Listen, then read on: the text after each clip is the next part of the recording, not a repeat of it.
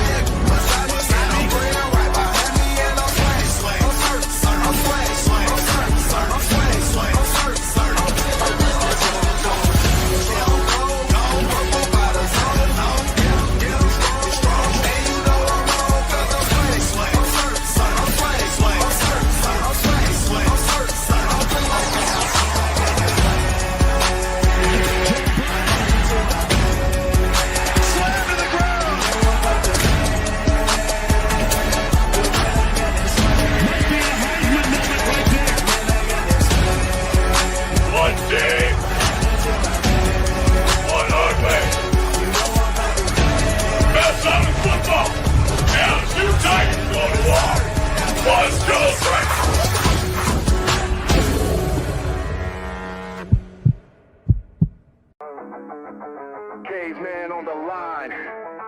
HG got the stats.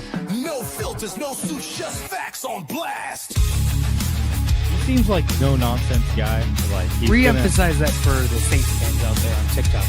Caveman. What did you just say? The rebuild starts right now. Marshawn Lattimore's gone, so the defense, like we're not getting any better. To the left, got the edge and grind. We break it all Get it into down Smith. like What a pass! Got Darius Smith with the game winner! Oh my goodness! And that is why you have Aaron Fry pass the ball in. We roar from the base to the backfield floor. No filters, no fake control. We So really, like you have you have the best quarterback in the league, arguably, the best wide receiver in the league, and you've got the best edge rusher in terms of total sacks in the season. You're 4-7, and your playoff chances are hanging on by it. HG on deck, stats loaded and primed. Reading the field. Let's make it interesting. We're making it interesting. Come on. Give us the freaking one. Breaking down ball like a heat wave blade. Oh, let's go! Oh, no. Put him in there. Did not put him in there. We see through the hype. Call out the Warriors.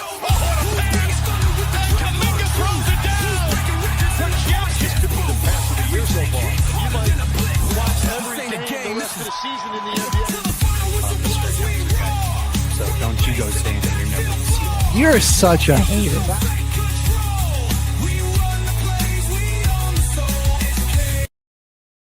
The station where our veterans' voices are heard, MBR Talk. Hey, thanks for tuning in. Welcome, Quack. Program are those of the speakers and do not necessarily reflect the views or positions of any entities they represent. Find us on the web at mbradio.us. For your You are looking live at Till the Final Whistle, everybody. And unfortunately, Charles, new background to the show and the new studio, which is great, by the way. Checked it out yesterday, moving in and everything. We're going to be seeing that on Friday for the H-Train show, or most likely next week on our March Madness show. Still moving everything in there, but I like it. I like the new studio, good new space. Got our own Dude, get this, man. We got our own freaking dial to change the temperature in the room, so that it's not going to be summertime with the heat on. Yeah. Can you believe it? A little climate control in Yeah. the new studio. Who knew that would be normal in a building? Yeah. With offices and people working in it. But it kind Well, of feels the like new landlords.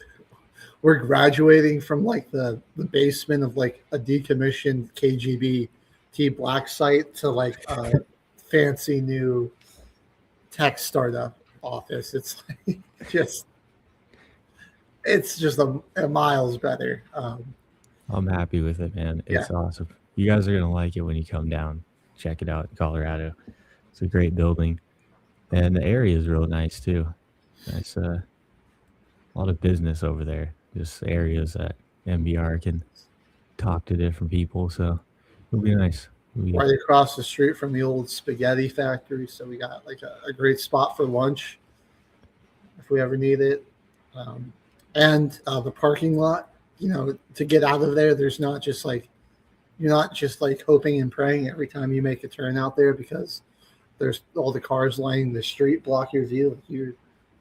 You can see. You can actually see when you exit the parking lots, and there's a lot more space. And there's multiple exits. Yeah, there's a lot of ways to get out of there. So all in all, just a huge upgrade over where we were at. Shout out to Simple Works, man. They really helped out at a military broadcast radio, and we'll be showcasing that for you guys next week. We'll have to do like a little video tour of the building, show everybody on next week's episode. We're up on the second floor, but lucky for us, it has big enough elevators. We were able to fit everything. Yeah, all the big tables and stuff. We didn't have to use any stairs except for back at the old studio, just one trip up. Okay. So we'll not be missing that place.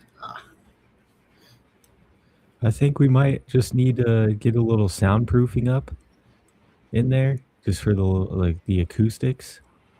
But we'll see how it sounds in there.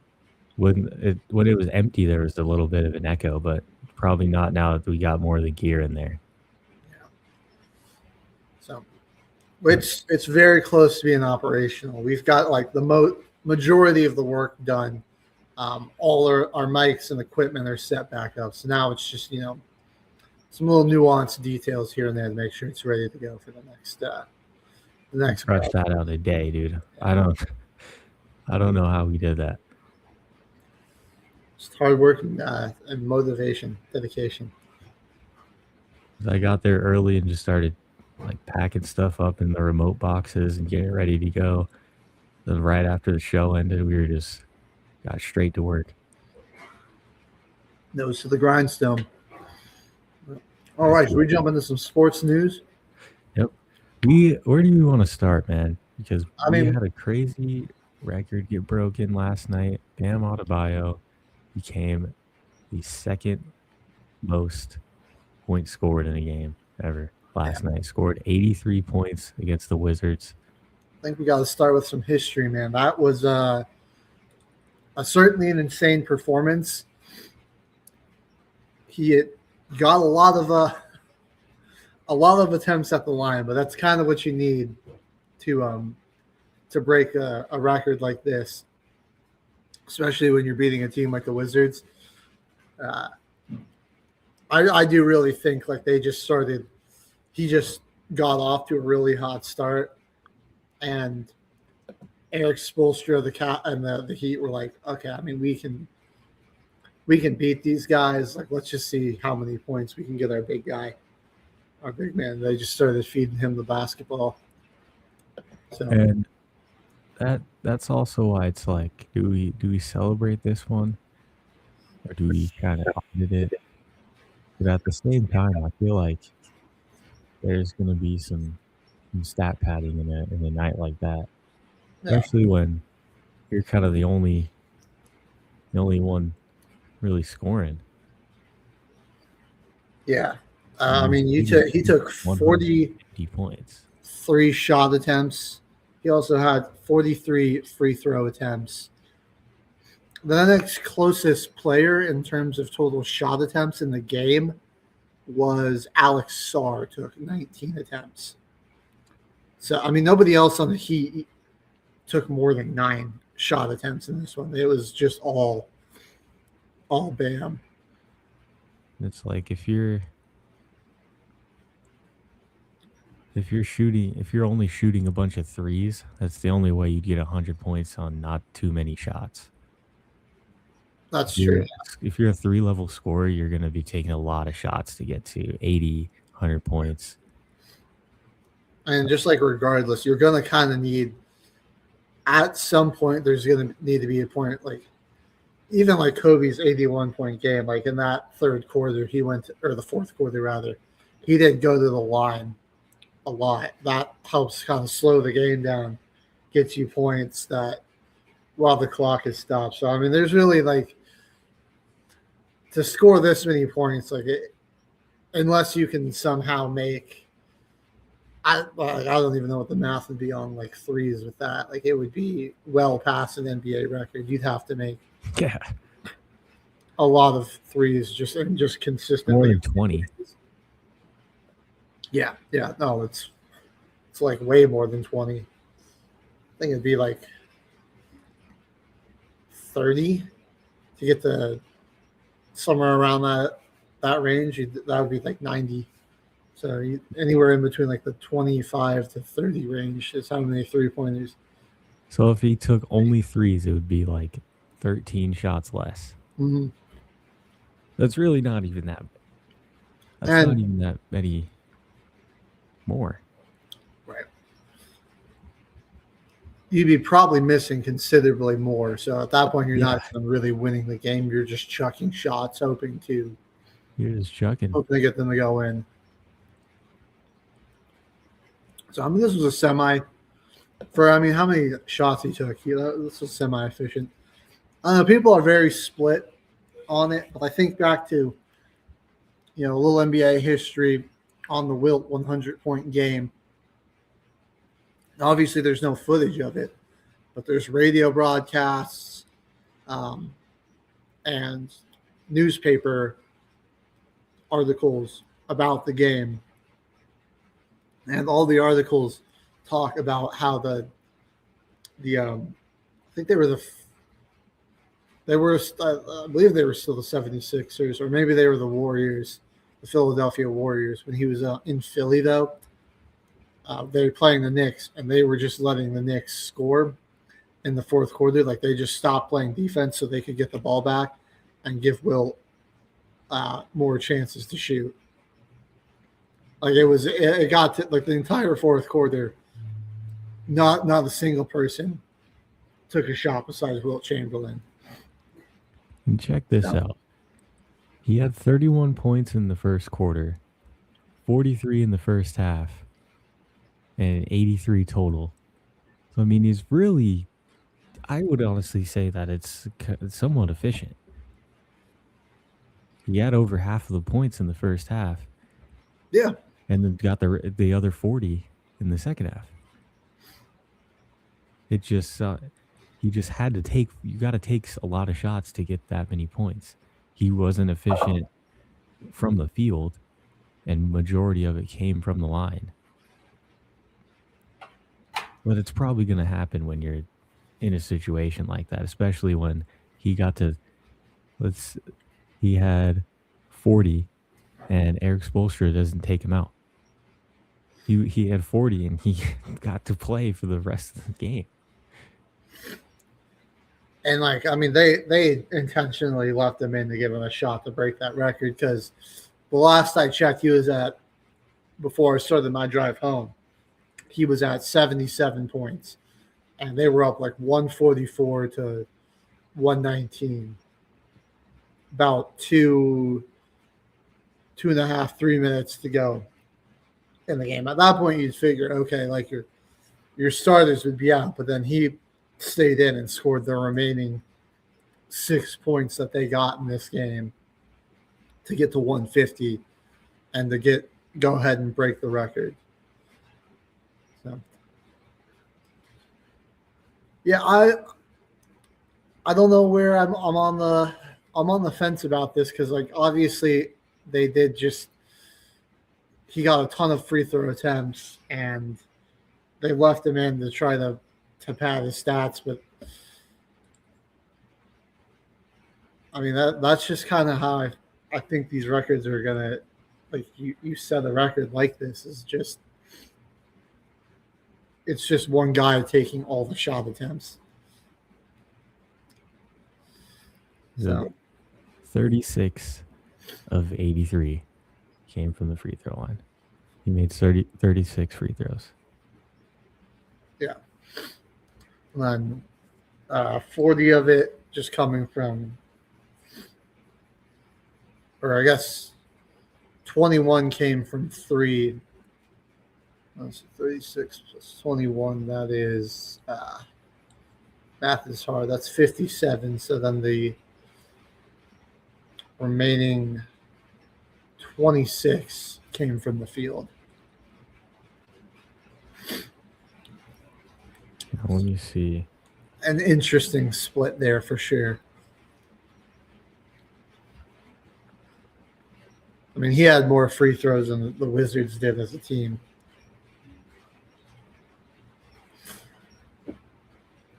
The world's kind of split on this right now. I want to I see. was all over Twitter last night getting reactions from people.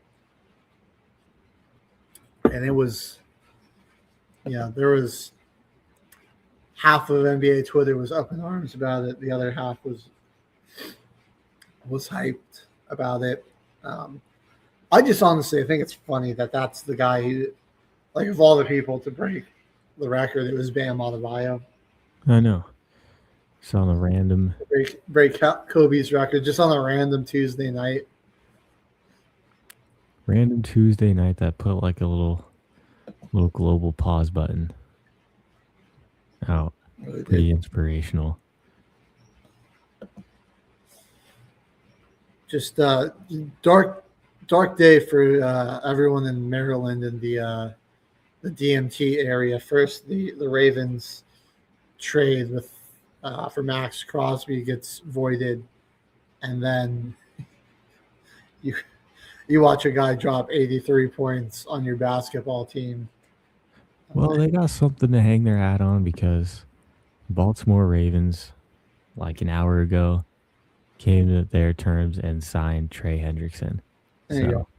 That's the constellation. And so, I don't know, Joe Burrow, it's like now you got to play your former teammate twice a year who's still a fantastic edge rusher, Myles Garrett and TJ Watt twice a year. So the guy just can't catch a break. Now I kind of understand where he's coming from. Maybe I would want to retire too if I had to play against those guys. Yeah. Twice a year. I had to face that twice a year. Just 6 games against some of the best pass rushers in the league. Like, that's awesome. That's so much fun. And I did want to point out too, Bam kind of stole the show, but there were a couple of other fantastic performances around the NBA. Luka with 31, 11, 11, triple-double. But Mateus Kuzma had 33. He did, yeah. Matthias Buzelis, that's how I say his name, of the Bulls, man. Breakout game for him in an overtime victory on the road against the Warriors. 41 points. That's a career high for him. Career high. Yeah, so second-year player really starting to come into his own. And now, like I think the Bulls got a good player here. So this is they're blowing it up. They certainly are in rebuild mode. They traded a lot of assets and everything to try to tank a little bit, get a better pick. No Kobe White, but maybe you can try to build around this guy. I mean, I think he's certainly obviously the younger player, and clearly he can rise to some big moments there. That was an impressive 41-point performance. They can definitely let him develop as a scorer too, because nightly assist leader last night, Josh Giddey had 17 assists, and I mean last year you got a bunch of triple doubles, so like you got a guy that can really facilitate your offense and play make, and he can go and get some buckets out there. So let him develop as a scorer, and then learn a thing or two from Josh Giddey, because they're both around that same size. They're like tall, lanky, kind of wing players. Both can be a guard, but they're kind of the size of like shooting guard, small forward. Right. Yeah. They're both pretty similar in build, but they can make pretty good player out of him. And Giddey's just kind of a do-it-all type of player. And then Wemby, man, he went off in his on the battle against the Celtics here. 39 points. This guy like 8 threes, man. This is ridiculous. This extraterrestrial. This guy is 7'4", out here draining 8 threes. Like what are you supposed to do to defend that? Like how do you bring it? He gets hot from 3-point range. Like, what are you supposed to do? Bring him big out onto the perimeter to defend him? Because we know he's got the handles that he can. So he's just unreal. 39, 11, 3 assists, 2 blocked shots as well. De'Aaron Fox added 25. Man, the Spurs are looking dangerous. The more I watch this team, the more I think like they're the team to beat in the West. My Nuggets got them tomorrow night. Gotta say, I'm a little nervous with how we've been playing, and also just how good the Spurs have looked in general, man. Obviously, they rattled off a perfect February, won 11 straight. And in the month of March so far, they've only lost 1 game.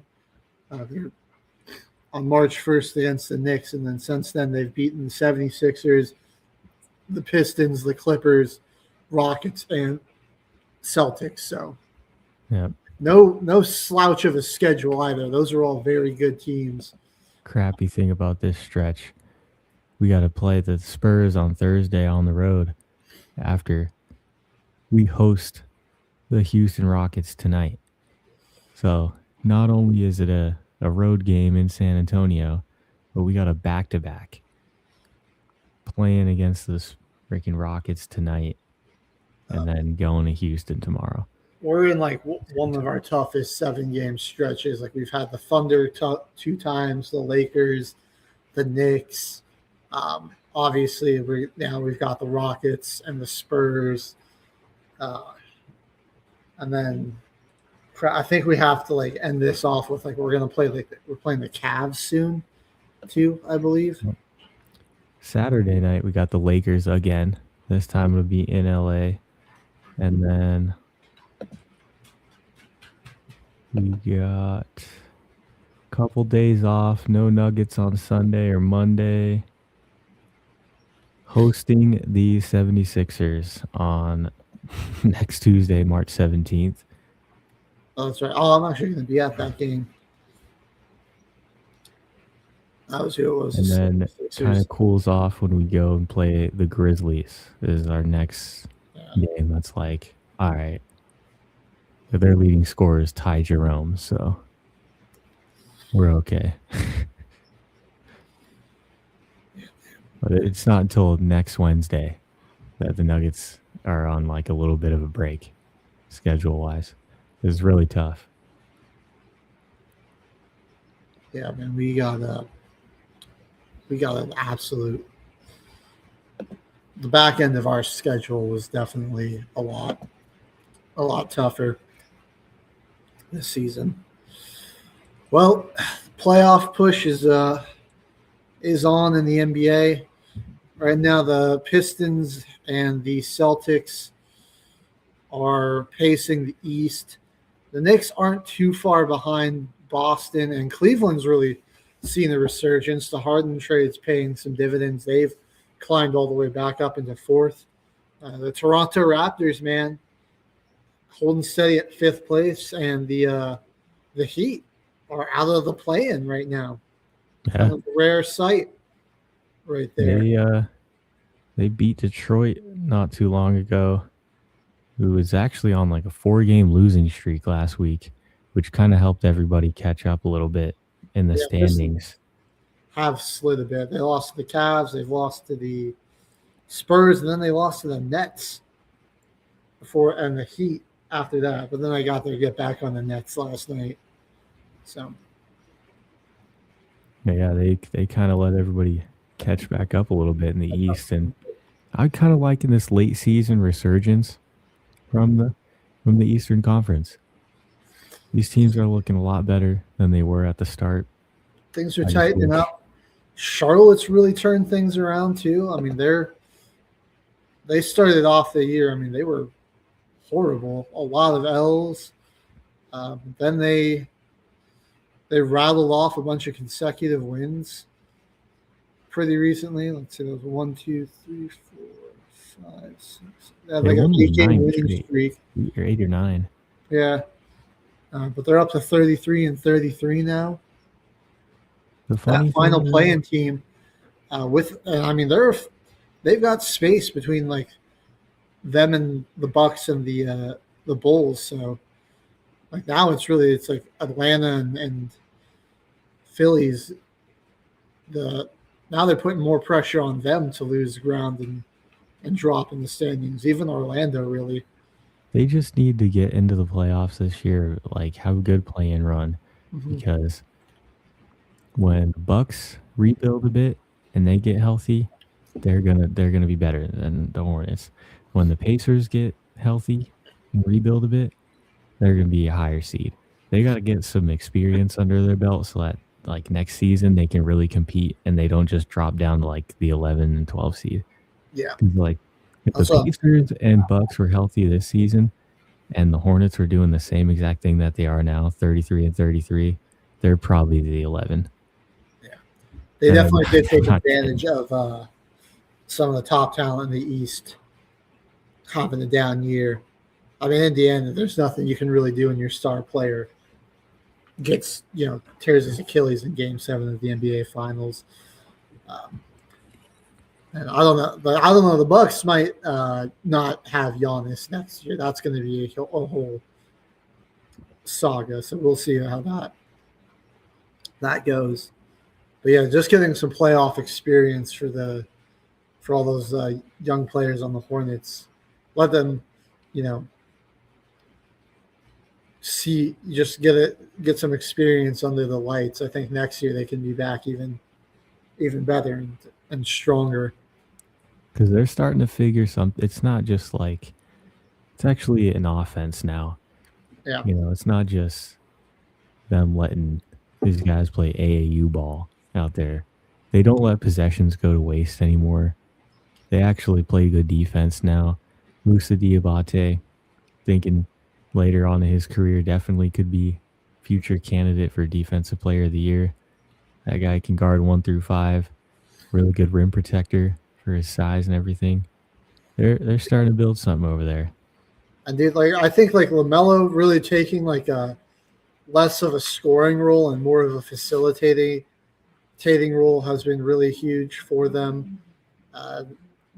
Just getting Colin Knippel's one of the best 3-point shooters in the league, and they're really getting Brandon Miller a lot of the touches and letting him get his scoring volume up. So it's they've just really put egos aside and are really working to build something there. It's a lot better coaching this year than last year. Yeah. We're seeing an actual improvement in Charlotte. They're not just in the purgatory of tanking forever. They're finally working towards being a competent team again. Then in the West, your playoff picture, OKC's got first team to crack 50 wins. They're 51 and 15. The Spurs aren't too far behind them, so I mean OKC's got to keep winning games because San Antonio is only 2.5 games back. They might be They've won going all the to. head-to-head matchups this year too. So, same record. Tie goes to the Spurs. Yeah, they better watch out. They don't want to lose that tiebreaker. So, there's, despite how great a year the Thunder are having, the Spurs are hot on their tail, and then there's a bit of a gap between some of the top two, but I mean it's still pretty close with the Rockets, Lakers, and Timberwolves, all with 40 wins. The Nuggets have 39.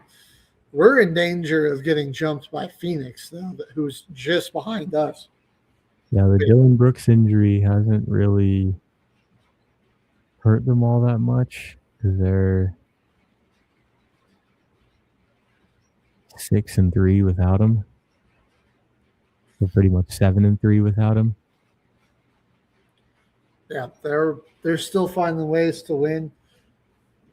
It's really impressive what they did. I think Jalen Green really found a niche with his role on the Suns. Obviously, Devin Booker was your primary kind of scorer here, and they've just really the addition of Mark Williams. That was one of the most underrated pickups here.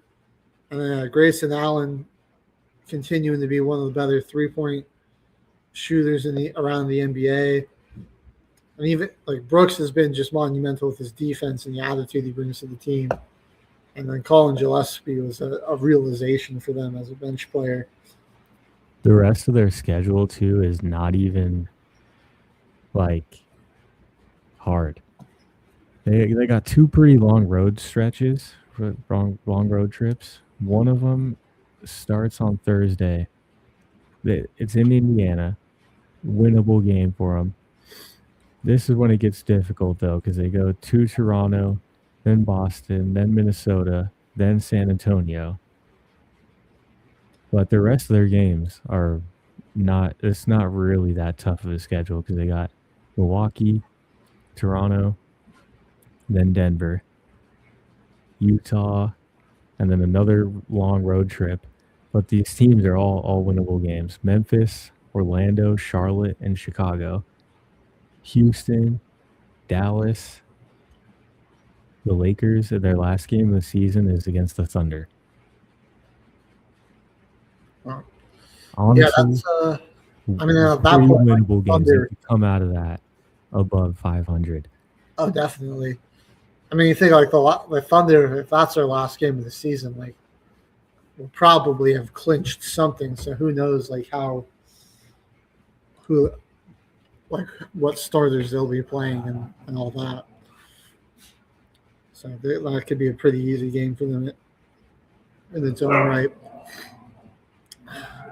And it's pretty crazy that they're big men right now. Iguodala came out of nowhere this year. And they've just had Royce O'Neal starting power forward for the last 25 years now at this point, it feels like. I don't even know how they're winning games with this team. But Iguodala, Maluak has been developing nice. Rasheer Fleming, they have pretty underrated big men. And this team is they got great chemistry in the offseason. They built something. As I'm being freaking shined by the light of God over here. Yeah, my goodness. You're ascending. My God, man. I think it's because they finally went to build a team with depth, and it wasn't just all top-heavy star power.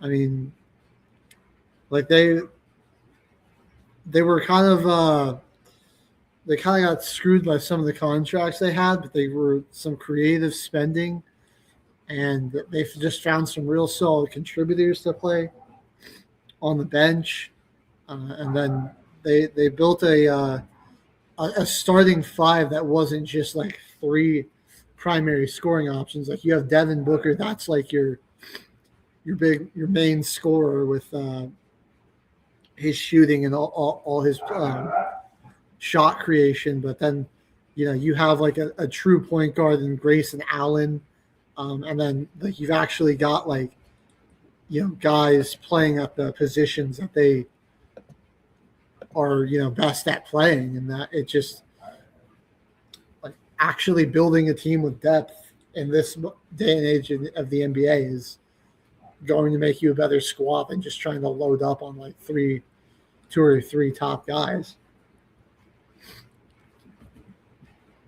This might be a tough ending to the season for the Nuggets. Yeah, we may be a play-in team. I'm not ruling that out. I'm really hoping we get Peyton Watson back soon, though. I think that'll,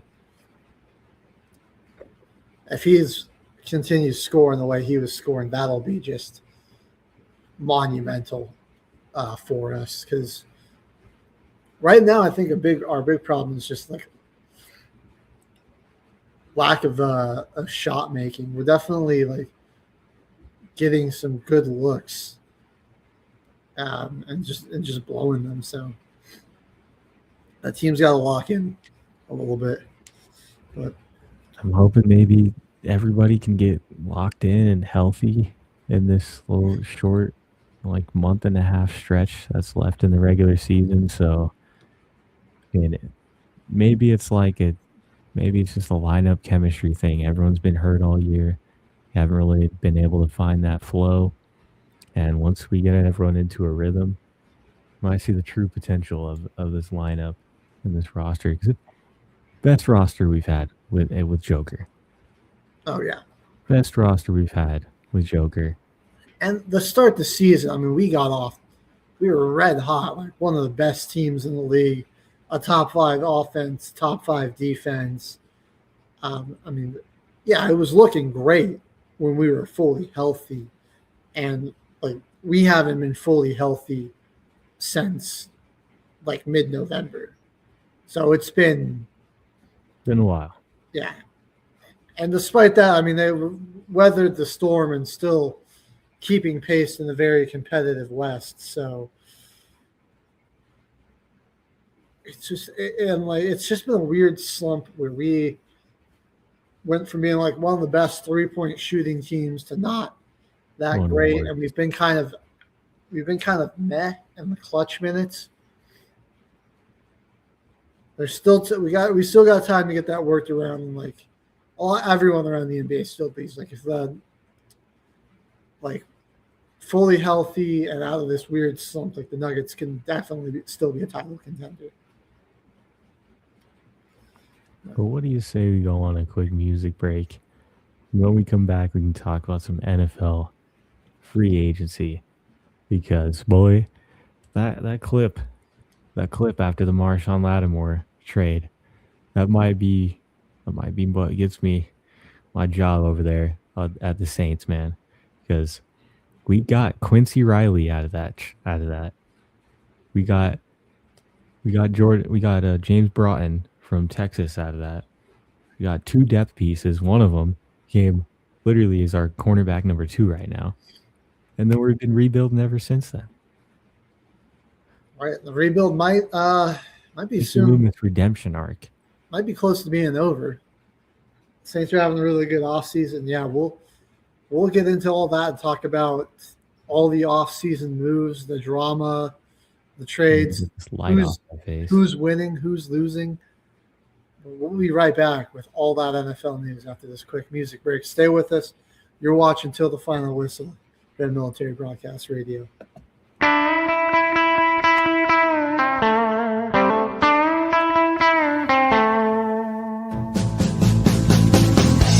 a little crazy, and I haven't had much time. Crazy, it gets me the more you're on my mind. Thought of you and the things you do got me spinning.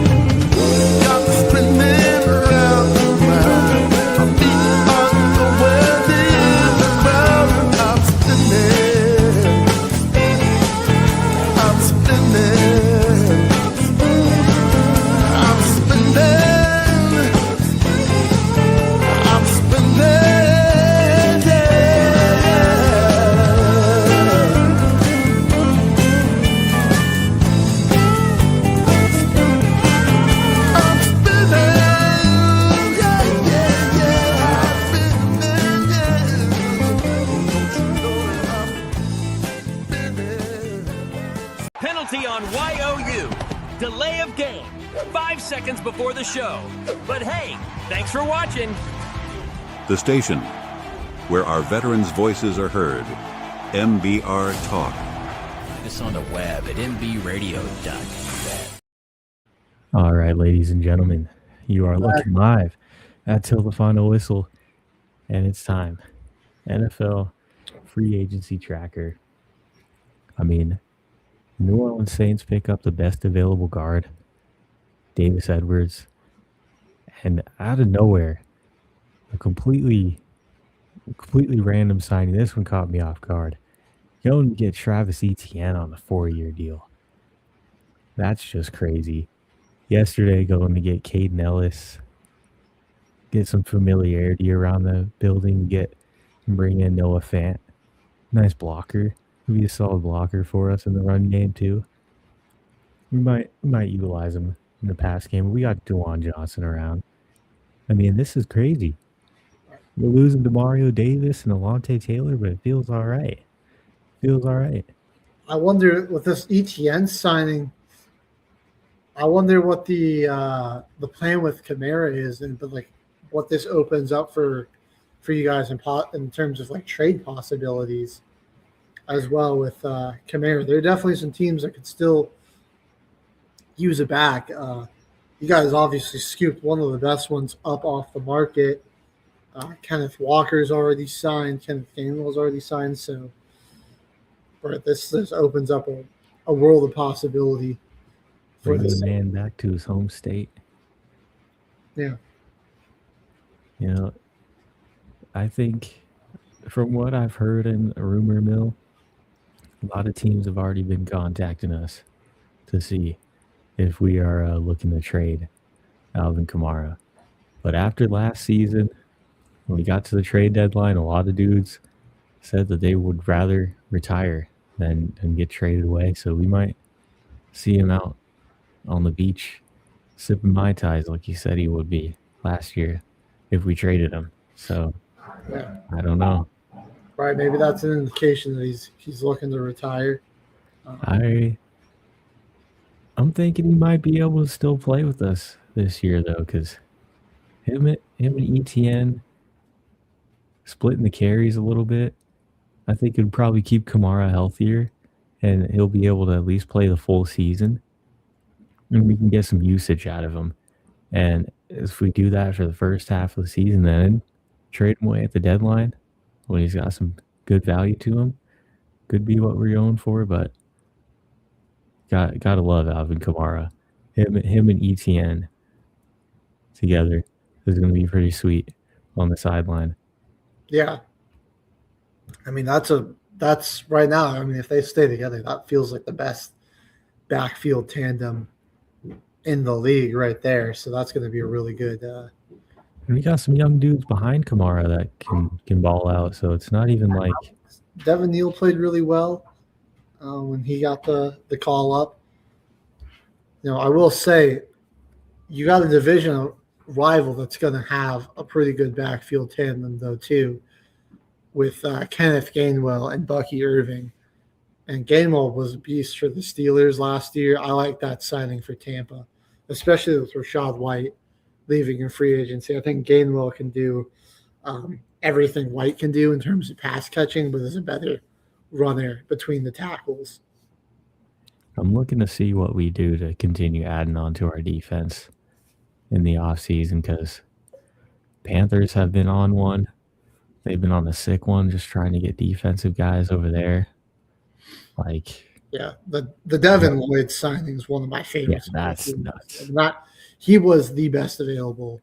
You got the heart of the Jacksonville defense on your team now. And then I feel like they might have given Jalen Phillips.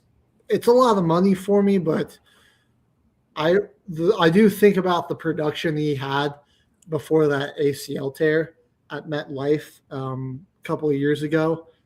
And, you know, sometimes a guy I just feel like they're maybe banking on him returning to that form a little bit, but there's no reason he can't. You know, sometimes it just takes guys a little bit longer to get back to that form after the tear. You know, like this last season, that was kind of him coming back from injury. So I could definitely see that type of production returning. But their front seven just got a whole lot better, which was a big area of need for Carolina. Yeah, that's rough. They had one of the best young offenses. Bryce Young doesn't get enough credit because he was one of the most accurate quarterbacks on deep throws last year at like 66%. And he's one of the shortest dudes in the league.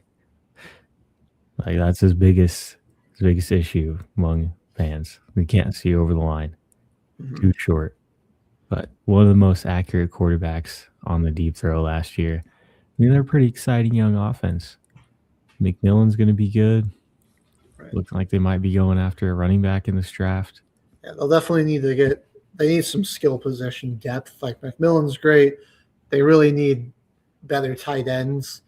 I would like for them to try to get, one more wide receiver, behind McMillan. And then obviously they need a running back. Rico Dowdle no longer with the team. They do have Chuba still, though. I believe so. That's the team that I'm scared of picking up, Kenyon Sadiq. It makes a lot of sense for the Panthers, too. If he's just a playmaker. Well, especially, I like the Bucks bringing back Cade Otton, who re-signed with them. So that makes you think like, okay, he's been a pretty stable producer for them there, where they maybe use that first-round pick to address a defensive need, which is makes me think that's where they might go. So now it's like, unless the Rams take him, which I still could also see the Rams valuing offensive line more than tight end. There's a real possibility he falls to the Panthers.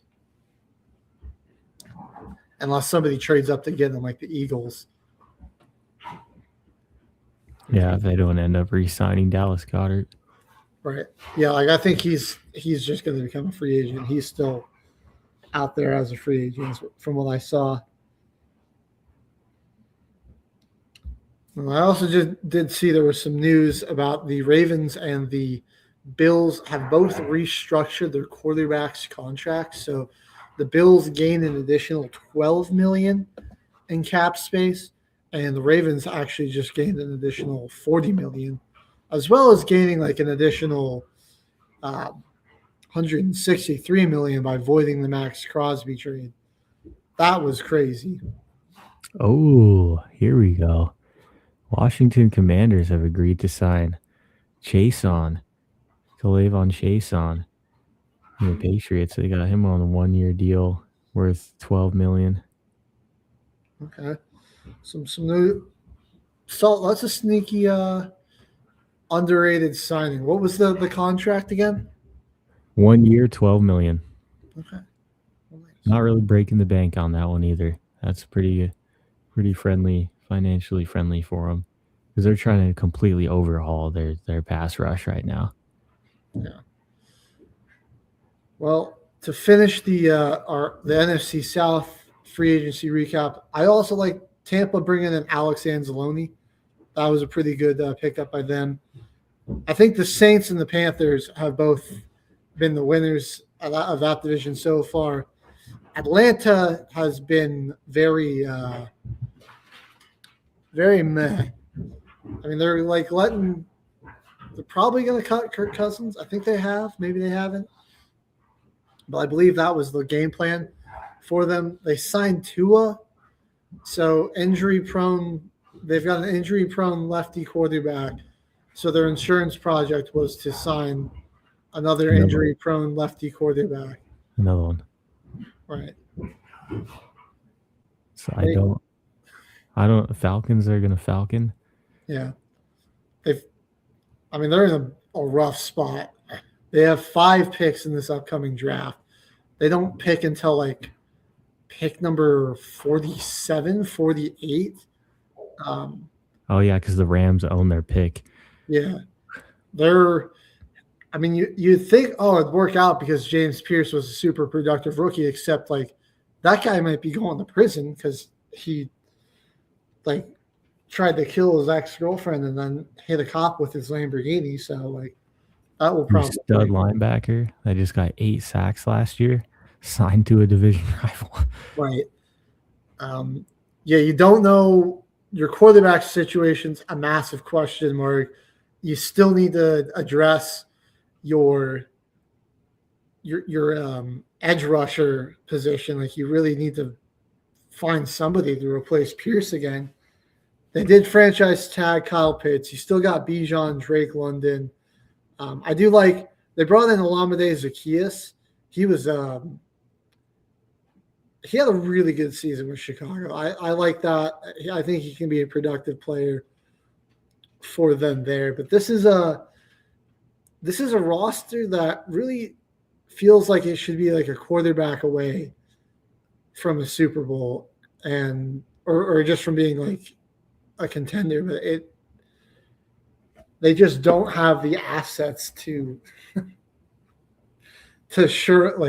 overcompensate for not having a quarterback. So it's like there's a ton of pressure on Penix to really elevate this team because you've got some beasts at your skill positions. So there's a lot of pressure to elevate those guys. And then the second updates. This dropped 4 hours ago.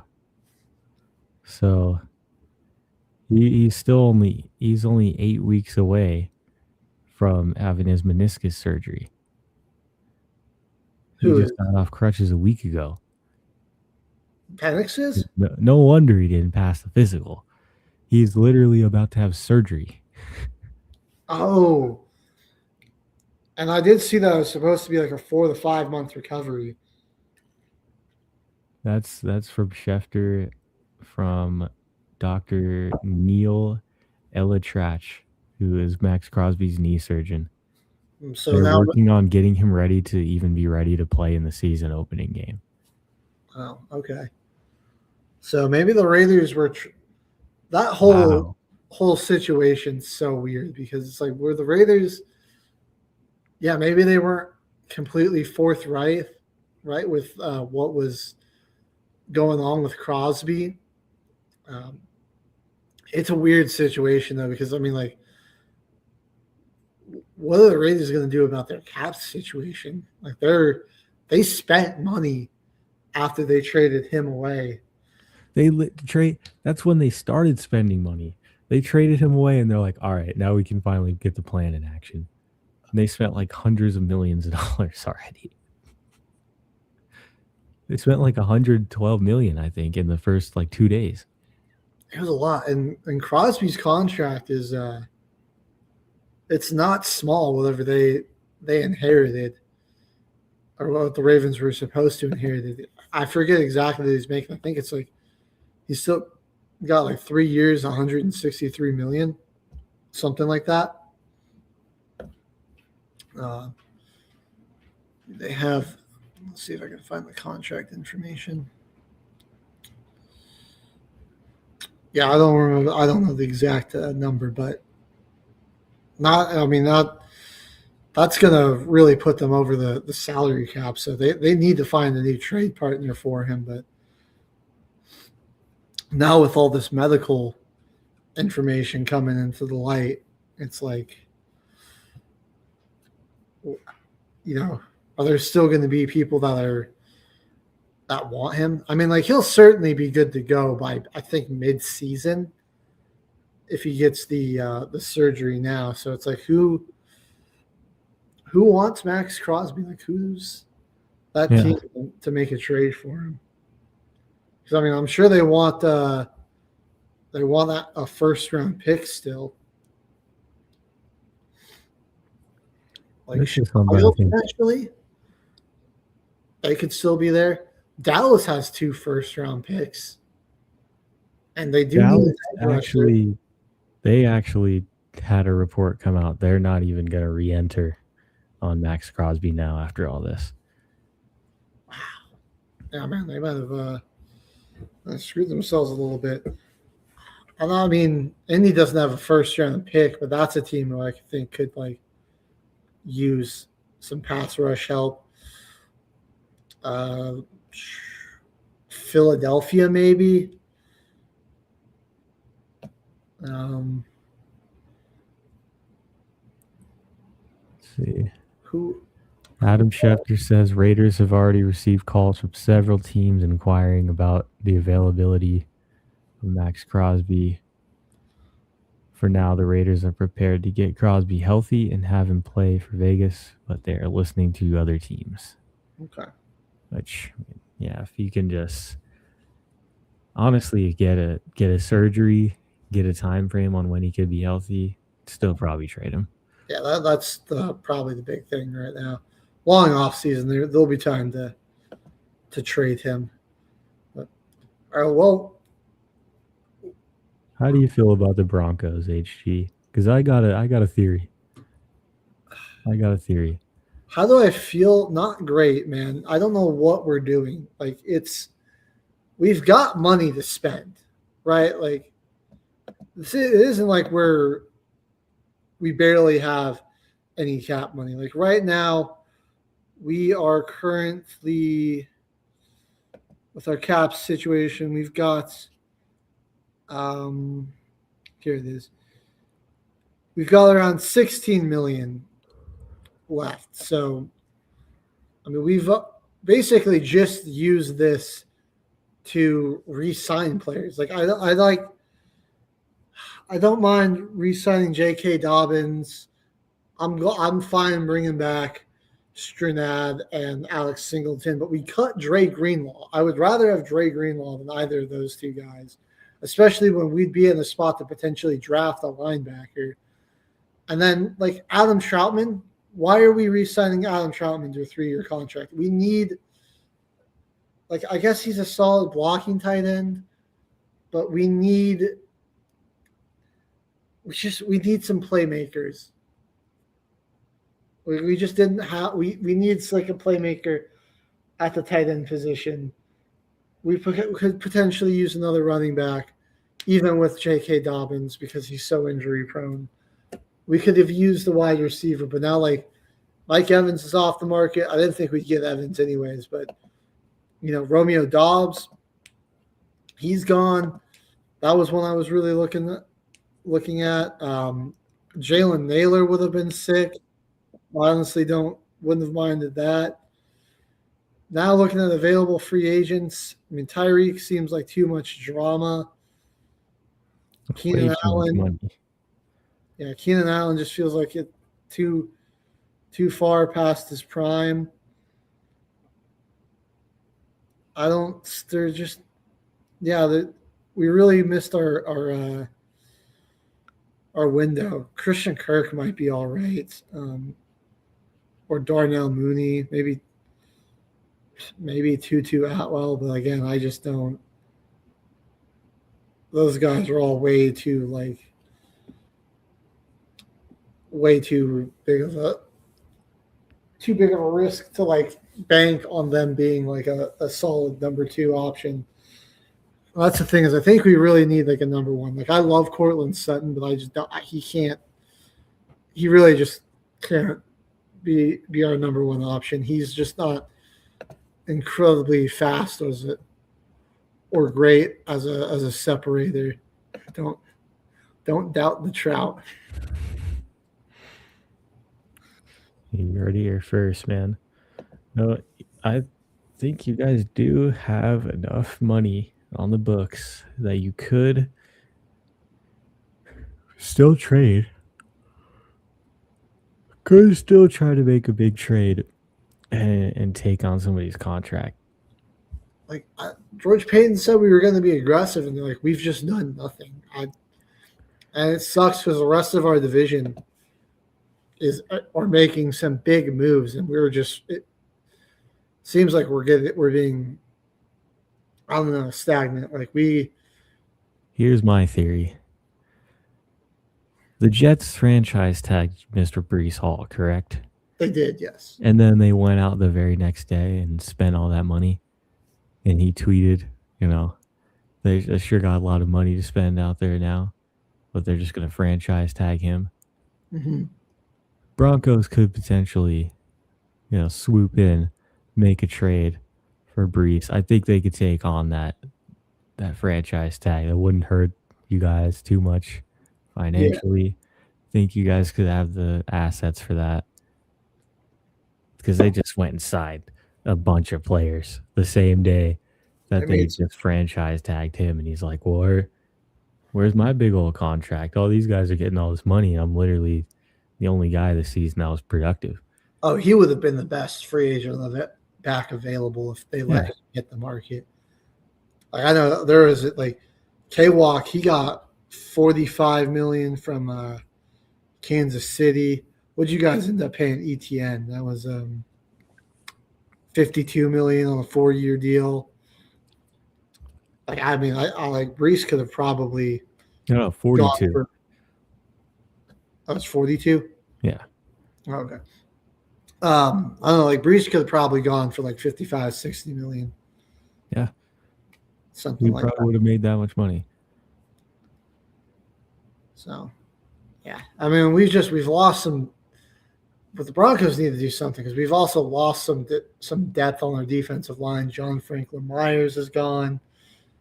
We need to get. We lost Devin Key. Or no, not Devin Key. PJ Locke. He went on to Dallas.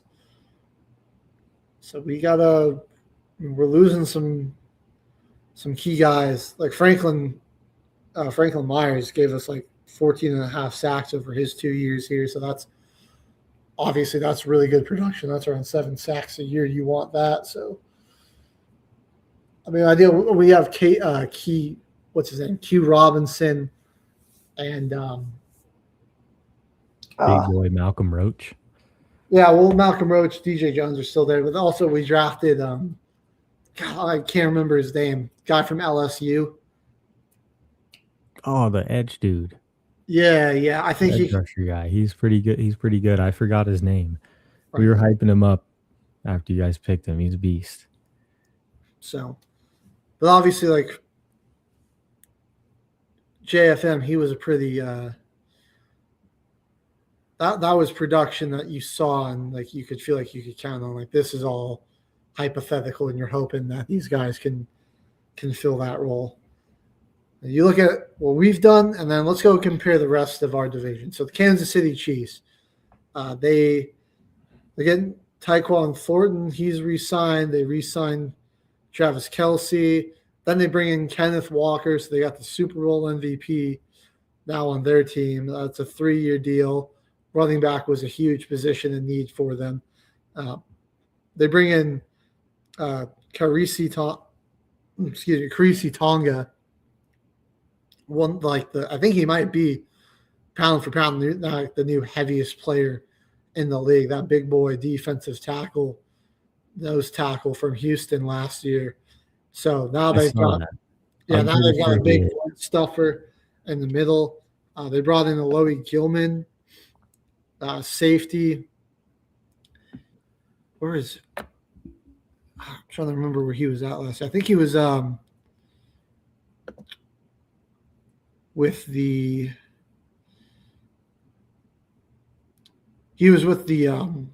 Ravens. Mm-hmm. So solid player there to just give their secondary some depth. But like those are some pretty solid moves from Kansas City. At pick 9 now, it's like now they can maybe go for like a Jordan Tyson or a Malachi Lemon, get themselves another wide receiver, or potentially like Caleb Downs, somebody like that. They've got 2 first-round picks, so who knows what they're gonna do with those. And then the Raiders, obviously they've got some problems with the Crosby trade, but the other moves they made, Jalen Naylor, like I said, like fantastic signing. He was one of the most underrated wide receiver free agents in this class. Like he was one of the best guys available. Had great production with Minnesota last year. They bring in Tyler Lindenbaum, best available. Yeah, that was a good center. signing. Definitely like one of the best free agent linemen. they get Kwity Paye and Nakobe Dean and Quay Walker for their defense, so they get a little edge help. Nakobe Dean can kind of play off-ball linebacker or rush the passer.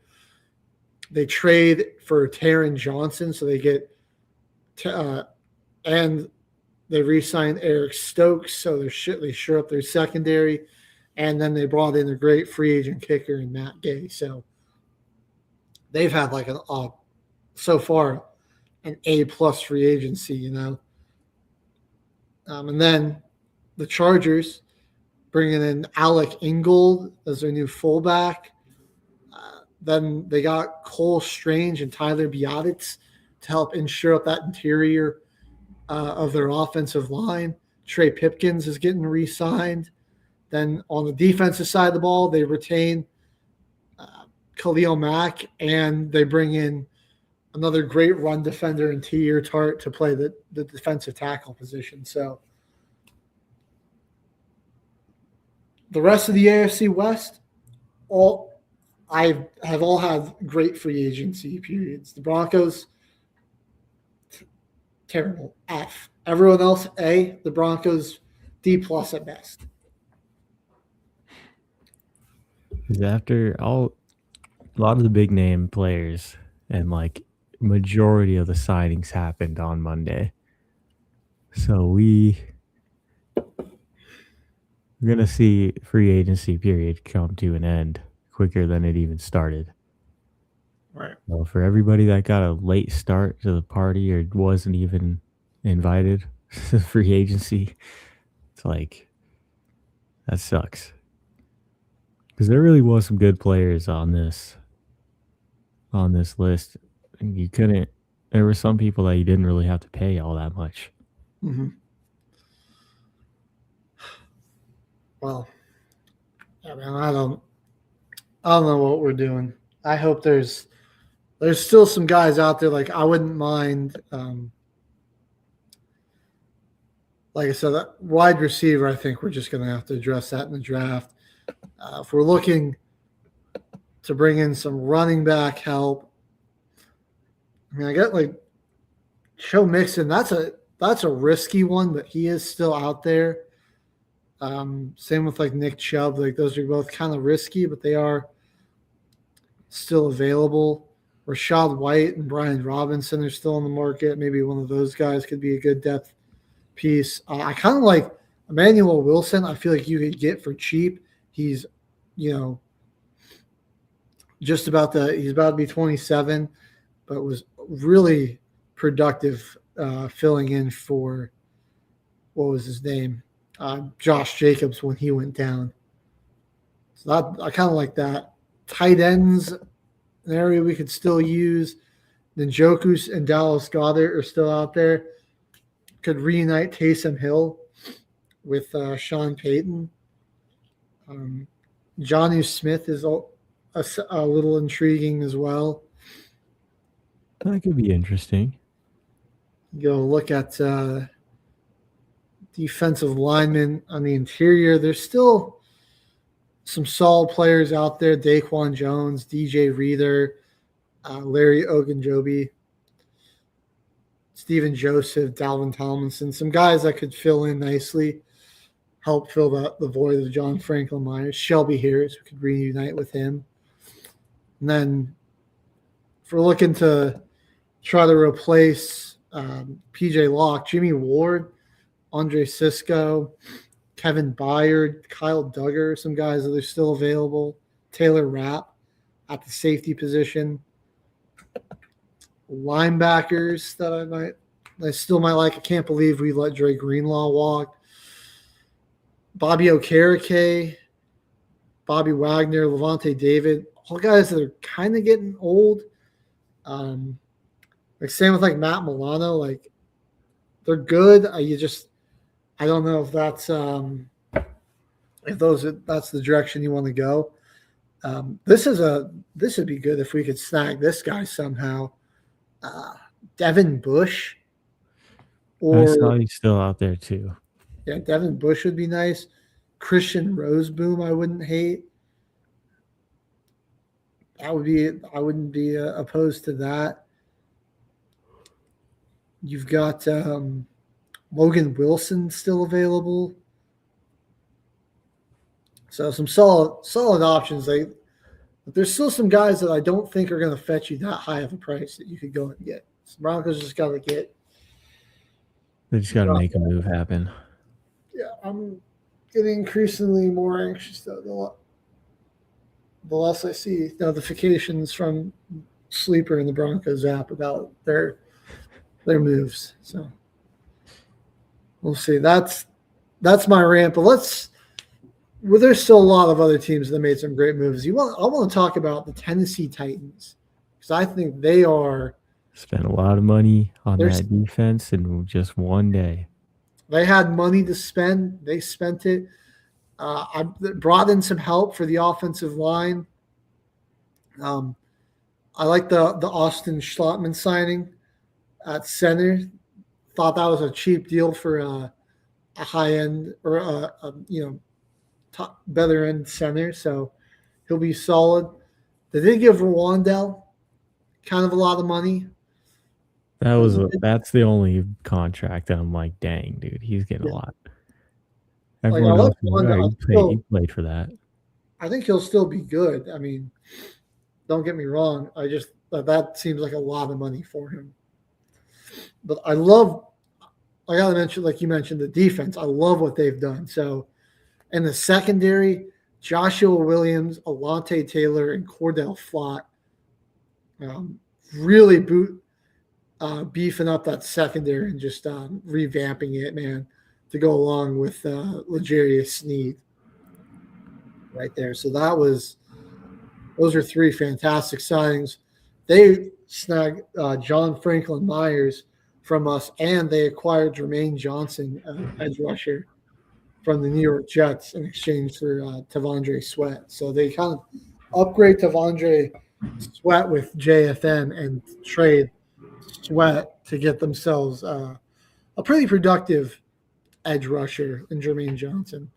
He was solid with the Jets. The Jets were just such a bad team that it was like they didn't get a lot of attention. And then a great backup quarterback signing in Mitch Trubisky. We saw Trubisky was a fantastic backup for the Bills and Josh Allen. And so it'll be beneficial for Cam Ward for his improvement. I'm excited to see what they do the rest of this offseason in the draft, man, because there's still some holes they got to fill. Where is they picking at again? 4. So and I think it's see them go and get Jeremiah Love. I was going to say, Jeremiah Love makes a lot of sense to me there. Maybe they go Carnell Tate, get a big dynamic pass catcher. They still got some money to spend in free agency. I mean, they spent a lot already, but they still got around $48 million. They had one of the best cap situations in all the NFL. So we'll see what there's. Like I said, there's still some good names out there. There's obviously, like, the league year really just officially started. A lot of these contracts were getting announced during the legal tampering period where guys could start negotiating. But number of quality free agents that they still can be courted. But Tennessee's had a really good offseason. Yeah, they still have so many possibilities. So I'm just excited to see what they do with all of it, how they build around Cam Ward. Yeah, I had no idea they still had $50 million left. Yeah. That's just crazy. Because they were I think the only team in the $100 million range at the start of the free agency period after they worked out all the contract deals and that stuff. They had a ton of money to spend. On the flip side, more contract out of that. The Jaguars really haven't done anything. They've lost some people. They did bring back Montrick Brown, who's been a really good free agent, or a really good cornerback for them. I mean, they've re-signed some whatever players like Quentin Morris, backups really, Dennis Gardick, Matt Dickerson, DJ Dallas. But they're doing like what my Broncos did, like Doing nothing but re-signing. Re-signing mid players that don't really make you any better. I'm just happy my team hasn't been able to sign anyone in like 5 years the off season, unless they're like an old guy, or we're getting somebody on like a under $10 million deal. It's just like a depth piece. Like we haven't been able to sign anyone. That's how long we've been in cap freaking hell. People just retiring and leaving since Drew Brees retired in 2020. You know, a team that should be doing more, but really hasn't, is Indianapolis. I mean, they gave Alec Pierce a bag. They traded away Michael Pittman and Zaire Franklin, transition tagged Danny Dimes, and re-signed Blake Grupe and brought in Arden Key as an edge player. They also got Colby Wooden in the trade. But I feel like you guys gave up a lot of firsts for Sauce Gardner. You guys got to be more aggressive. Like you kind of leveraged a lot of your future to go in on the Super Bowl window. Obviously, injuries kind of derailed that. But I think you not making enough moves. I like it. Like Alex Pierce, it's a big contract. We'll see if he plays up to that. But he was the best deep ball wide receiver in the league last year. But yeah, what's your thoughts are 1,000 yards on 47 catches, 20 yards per catch last year. It'll be interesting to see. He's going to see a lot more coverage now that he's been. They let the league know that he's the number one guy, giving him that much money and then trading away Michael Pittman. So, but they do love to target Tyler Warren. That offense targeted Tyler Warren a lot. Also, Jonathan Taylor was a main staple in that offense. And they do have. Don't forget about Josh Downs. Josh Downs had a pretty good year. Like Josh Downs had more targets and receptions than Alec Pierce did last year. So it's not like this team doesn't. It's not like they're only gonna give it to Alec all year long. Yeah, just kind of a good investment to give. They do have some stability, some more stability for Daniel Jones, so that his transition deal can work out the best that it can. Their offense is really good, but their defense is probably not going to be as good as last year because they're just losing on that side of the ball. I think their main priority is just to keep Daniel Jones healthy and try to get that offense rebuilt. Hopefully they can match the production they had at the start of the last season, how they were those first 8 weeks. Yep.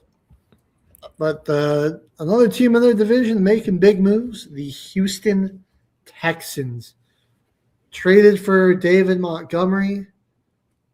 So I imagine now the tandem is going to be Monty and Woody Marks. They might still draft a running back, but they bring back Dalton Schultz, Trent Brown, Braden Smith, Ed Ingram, all in the offensive line get re-signed the deals. They've extended Daniil Hunter. They also re-signed Naquan Jones and Sheldon Rankins. EJ Speed gets a re-sign. Daniel Jones and the Indianapolis Colts reached agreement today on a 2-year contract. Oh, so they will be finalizing the agreement. Looks like that transition deal is going to be over with, and he's just going to be getting a 2-year deal with the Colts. That one just dropped right now. Shefty Bomb, 9:20 a.m. Okay. That's crazy. That was like right as we were talking. Yeah, literally right as we started talking about the Colts. So we might have spoken that into existence. All right. We were talking to Houston. they were on a re-signing spree. Also, they made Jaime Fairbairn the highest paid kicker in the NFL, giving him a 2-year, $13 million extension. Then they didn't just re-sign people. They've made some free agent signings as well. They brought in Reed Blankenship from the Eagles into their secondary.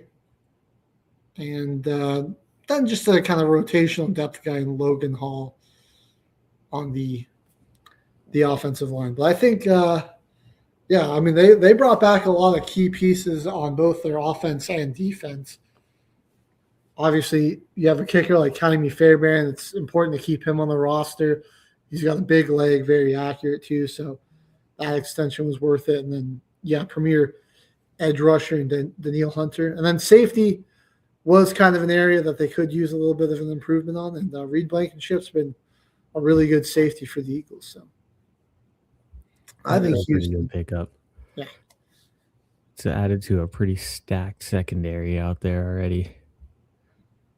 What's already a really good defense. So, and picking up Monty, man, you might have got yourself an actual running back you can keep all year, like Nick Chubb and Joe Mixon. Not the answer over there because Joe Mixon didn't even really play. Didn't suit up. Nope. Just kind of got the guaranteed money and then was gone. They kind of have something figured out in the running game. They'll put a little bit less on the shoulders of CJ Stroud, and the offensive line will be a lot easier when they can mix it up, and it doesn't look like they're so one-dimensional offensively because they dealt with a lot of injury last year. Their receiver room, running backs, O-line, everything on the offense was just a mishap last year. They were on like quarantine. It was like a code black over there. Yeah. The defense was great. They were in the playoffs just because of defense. Well, excuse me. The defense should still be elite level, so it'll a lot of pressure on CJ Stroud again this year. Well, we've been talking a lot of AFC teams. We're going to bounce over to the NFC here real quick. I think go over to the East. Dallas has had a interesting offseason, as per usual. So they franchise tag George Pickens. That's not a surprise. We knew that was probably coming. They did re-sign Javonte Williams on a 3-year deal. They brought in P.J. Locke, Jalen Thompson for their couple of safeties for their secondary. And then they trade for Rashawn Gary. Like, what is that? Rashawn Gary. So you're trading again with the Packers. It's like you just gave Green Bay a 7th to offload a contract, basically. Or no, they traded him for a 4th. Oh, geez. Oh, my God, dude. Rashawn Gary is not good. He is going to be more of a depth piece for him, which is why, they probably should have given up a later round draft pick because he doesn't play a lot of snaps. At least with the Packers, it was like 50% of the snaps. He's more of like a depth guy, and he comes in situationally. He's supposed to be like a pass rusher, and like he doesn't even – he's a defensive end, really, and he doesn't get a lot of sacks. Like let's – we'll see what it does for them. He's – that is for depth. He's had 7.5 the past 2 years, but a 4th round pick for 7.5 sacks when like you really don't have a whole lot of talent on your defensive line. I don't know about that. That just seems And I mean, like he seems to be like regressing pretty badly the past couple of years. So giving up a fourth, that was confusing. But I guess it hasn't been like as big of a bungle of an offseason for the Cowboys as it, some of the previous ones have in terms of overpaying or not paying their premier players. No, I can't believe they gave Brandon Aubrey a restricted free agent tender. So other teams can sign them, but Dallas has a right to match the offer. I feel like when you've got the best big leg accurate kicker in the NFL, you just make sure kind of that's space on dumb. the roster. He was like had a few moments where he was inaccurate last year, but it's still Brandon Aubrey, man. Like, I can probably kick it 70 yards for being honest. What are they doing? Such a weapon to have. I don't know why you would risk getting rid of that. Yeah, that's just dumb. So I would say Dallas is having like a C plus type of off season, maybe a C. I don't like giving up a 4th round pick for Gary, but I like your secondary needed a major overhaul. And then you kept the guys on offense that really helps you be a very explosive offensive team. So it's been all right. What are some of their division opponents doing? Well, let's go with the Giants. They've been making some moves. Isaiah Likely going on to him on Monday. John Harbaugh's just trying to sign all of his old players because he also got Patrick Ricard and wasn't Gunnar Olszewski briefly with Baltimore? He's also a Giant now.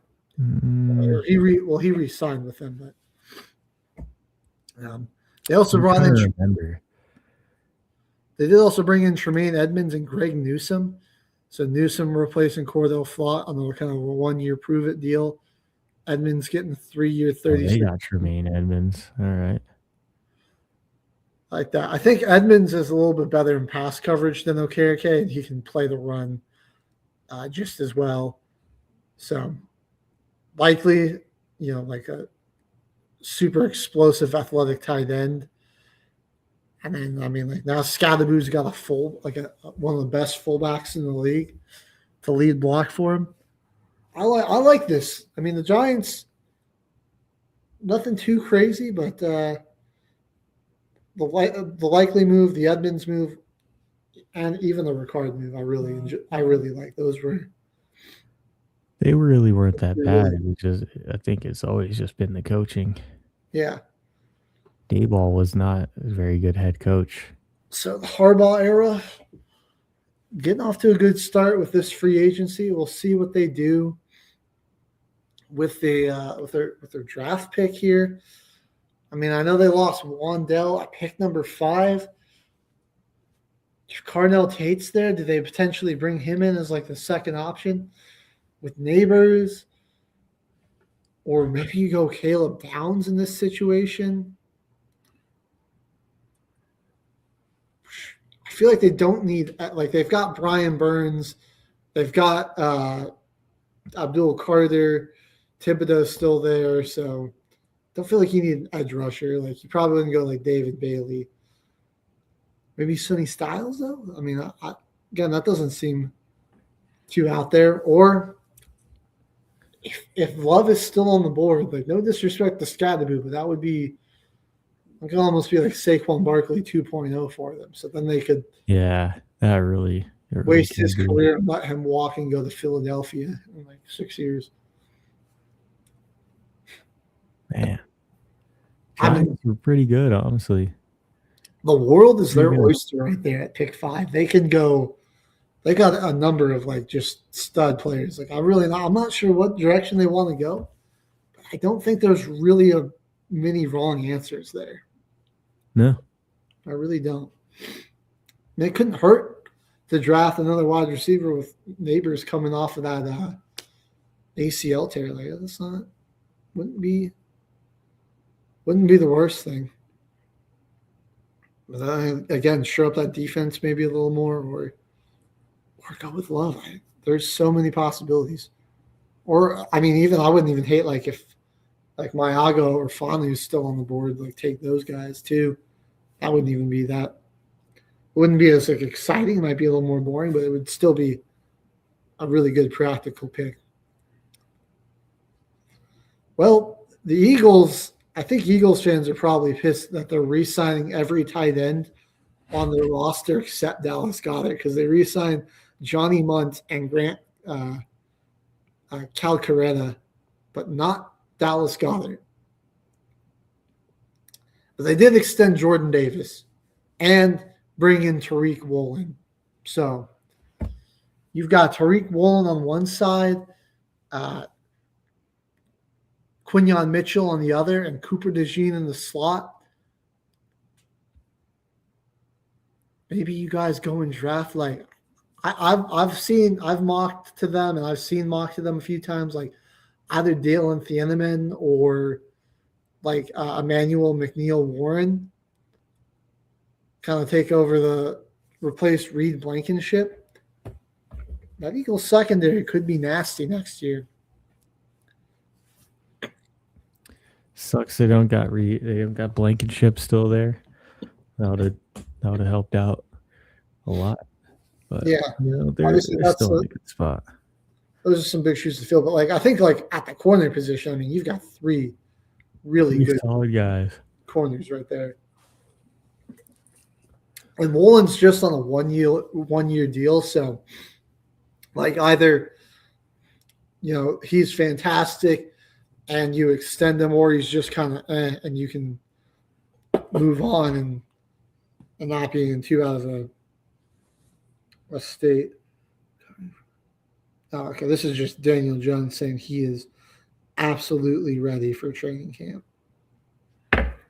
Dialed. I would hope so, Danny. All right, well, moving along to the Commanders. They've had a pretty interesting offseason. We just broke the news on the show that Kayvon Chasen joining the team, give them a little pass rush depth. They also signed Odafe Owe. That was their big signing. They gave him a 4-year, $100 million deal. That was a pretty big contract, but he's definitely always had that potential. I think that's a lot of money for a guy who hasn't quite broken out, but I do definitely think he can be a very productive pass rusher for them. Keeping it on their defensive line, I don't hate the Tim Settle signing, giving them some beef up there in the interior. Also a guy that can kind of rush the passer off the edge. Leo Chanel, they brought him in on a 3-year deal. And they needed to get some help in that secondary too. So Amik Robertson from the Lions. I like that signing. That's a pretty good pickup. Yeah. On the flip side, they've offensive side of the ball, they're going to keep Marcus Mariota on as their backup. Treylon Burks getting a one-year prove-it deal. They bring in Nick Algoretti on a new 2-year deal. They've extended Laramie Tunsil 2 years with a $60 million extension. And they re-signed Andrew Wiley. So I think they're trying to keep some continuity along the offensive line, which I don't hate. I like the now with the 2 edge rushers there, I think it's a deep edge rush class. I kind of don't hate them going and getting like another tackle. If, like I said, I don't like I really feel like maybe Mayaga will be off the board potentially. He might still be there, but like I think Fanu is also like a top 10 worthy pick. So like right there, I think they've done enough to address the defense, or maybe they could just really shore up that offensive line and make sure both of Jaden Daniels tackles are really stout. You have Tunsil on one side and like either Fanu or Mayaga on the other. Could be a really big. Hope they can get a tackle because that's really. Yeah. They were not winning in the trenches at all, and they were just getting burned on defense. It is a fairly deep tackle class as well, so maybe they do still stick defense here. Maybe they go Caleb Downs if he's still on the board here. I think that might be their best move if Caleb Downs does fall to them, if like somebody else doesn't take him. Yeah, I like with all these teams, with a lot of these top 10 draft pick teams are doing in free agency. Like there's a lot of like different ways I feel like the top 10 could go now. So yeah, it really could go any way that you spin it because they've all been making signings. It's like they've been filling out positions of need all year long. Like, I'm really excited for this next season. Everybody seems like they want to make moves to compete, you know. Like they're actually going after positions of need. The off season seems like they got a plan for once. Like, right. I just can't wait. So we'll see. Well, let's we're going to keep it in the NFC. Let's go north now, and we'll start with the Chicago, maybe soon Indiana Bears, who on the offensive side of the ball had to find a way to replace their center Drew Dahlman, who unexpectedly retired. So they do that with a trade with the Patriots to get Garrett Bradbury in exchange for a 5th-round pick. I like that. I mean, you got to like that became suddenly a glaring hole in what was otherwise a very good offensive line. They re-signed Braxton Jones as well, so shore up the trenches. Bring in Khalif Raymond for a little 1-year deal, so see what he can do as a special teamer, wide receiver 3 for him. Extend their backup Case Keenum. Bring in nose tackle Neville Gallimore. Seems like that's more of a depth move than anything. I must have missed this. They actually got Devin Bush, a 3-year, $30 million deal.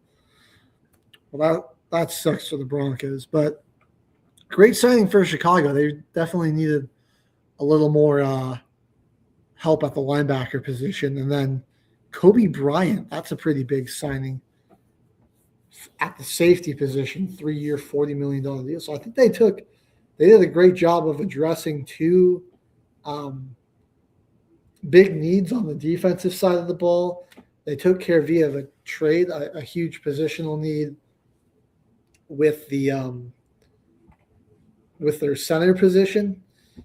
Honestly, it would make perfect sense for the Bears to trade their 1st-round pick for Crosby at this point.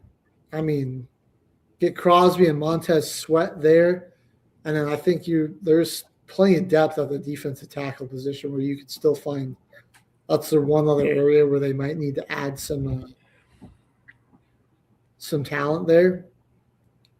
Chicago's had a really good offseason so far. Yeah, it kind of sucks that they did lose a couple of their guys. And even I don't know if they were able to re-sign forget Jaquan Brisker, but they let him go and shop around in free agency as well. Oh, another one just dropped. This one actually. Titans announced they've signed wide receiver Bryce Oliver, exclusive rights free agent. Okay. Wow. I'm shaking. That was special team standout in 2024. How will the league ever recover? Yeah, let's see. I'm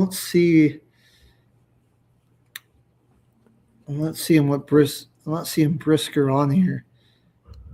But they did also Jalen Johnson, who's another safety for him, and Chauncey Gardner-Johnson are both also free agents. Oh no, here we go. Here's Brisker. Yeah, so they definitely all their whole safety room was kind of like hitting free agency. So Yep. if they could try to re-sign one of those guys, that would probably be good. But Kobe Bryant is a really good player to bring in there. But like you could get like a guy like Kamari Ramsey potentially, or like Genesis Smith in like the third round too. And I would. That's where a lot they've been kind of getting mocked going. So I wouldn't. I wouldn't mind trading my first pick for Crosby. But then if they don't, maybe Caden McDonald. I've been seeing he's usually in that that range to be picked, or potentially Emmanuel McNeil-Warren could be a good pickup for them there. But I think this has been that's pretty solid from Chicago. I like that. They really they addressed a lot of needs. The Lions, however, kind of just meh. Yeah, they haven't done all that much. They got Isaiah Pacheco. Yeah, that's restructured Jared Goff's deal. I mean, like Pacheco was a back two behind Gibbs. I don't hate, a little change of pace.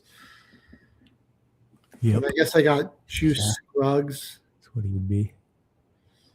So, yeah, I mean, Bridgewater.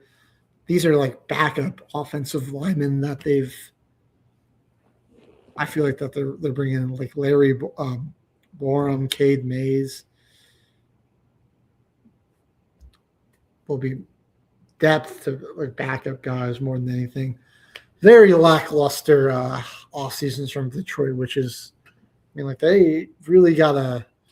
It's like, are you guys just giving up on your contention window? I don't know. I would expect them to try to be more aggressive. The Packers haven't done a whole lot. I do love the Benjamin St. Juste signing. That's huge. He was actually one of the better corners out there on the market. And they desperately needed corner help. And I don't hate them trading for Zaire Franklin, especially with them losing Quay Walker. I think that's a good fill in there. And then they re-signed their offensive lineman, Sean Ryan. But besides that, not a ton from Green Bay. They've been very under the radar. Typical Green Bay. Yeah. I mean, like, I don't like they need some secondary help. They got to revamp that a little bit. They just need some more depth there. But besides that, I don't think there's a ton they're missing. They can maybe use. I mean, they lost Romeo Dobbs, so they could maybe use some wide receiver help. But, I mean, besides Chicago, Chicago's really been the most aggressive in their division. Minnesota hasn't really done anything too crazy. They brought in James Pierre on a 2-year deal, so that's pretty solid one. Secondary depth. Yeah, like he's not like a CB1, but like he can like be a high-end CB3 to CB2. They re-signed Eric Wilson and their long snapper, but cricket's really from the NFC North. The AFC North, however, has been a little louder, I would say. Obviously, the Ravens caused a whole lot of drama with that Crosby situation. Whole lot of pandemonium. And then they go and get Trey Hendrickson instead. Yep, just a few hours after, they're like, "Yeah, no, we're not doing this. We're just gonna go and get Trey Hendrickson." A 4-year, $112 million deal. So Trey gets his big payday. John Simpson, they also signed him to a 3-year, $30 million deal, and they brought back Tyler Huntley. So only 3 moves and negating that trade, but like one of the noisiest teams this offseason. I mean, honestly, I feel like that kind of worked out better for the Ravens, not getting Crosby, getting Hendrickson, so you still get that premier type of edge rusher player, and now you can draft a wide He's only 30. in the first round. You could still get another guy, and they can both be a duo together. That would be pretty good. I think now, like, you're right. Like, worst case, you get Mekhi Lemon. Best case, you get Jordan Tyson. Either or I think will be a good option. But like, you just need somebody opposite of Zay Flowers. I'm hoping if they can go in the second round and Brazel still there, because he's just like a big body type dude. That's true. That could Brazel be or Jeremy Bernard. go for. Yeah, I wouldn't hate. Potential now. This also, I think, feel like I know Mark Andrews is still there, but I mean he's getting up there. His production's kind of dropping. Does this put the Ravens in the Kenyon Sadiq camp? Would they be a team interested in going for Kenyon Sadiq? It's true. That might be who to go with at pick 15. I love the depth of this wide receiver class. I think there's tons of high quality guys you can get in the second, third, and fourth rounds that could still potentially have at least number 2 potential on a team. Like you were mentioning Brazel. I really like Jeremy Bernard. Skylar Bell, I think he could surprise some people in the right situation.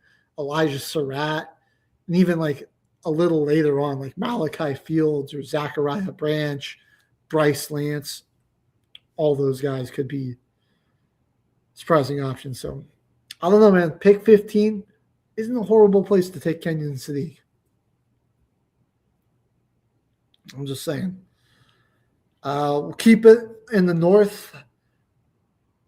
The Bengals, not a ton of moves, but I like what they've done. So they bring in back Dalton Reisner. They bring in Boye Mafe. So he was a really solid edge rusher. I think they're still going to need to address some of the depth there at that position. But if they can bring in like 1 or 2 more guys, through free agency and the draft, they could potentially have a solid pressure unit there. And then they get Brian Cook, who is a phenomenal safety for the Chiefs for a couple of years. They desperately need help in that secondary. Geno Stone was not it. They really need the safety. I think Brian Cook gives you a good veteran player. He can play the run. He's fantastic in coverage. So 2 really good free agent signings on the defensive side of the ball, but sucks that they did lose Trey Hendrickson in that process.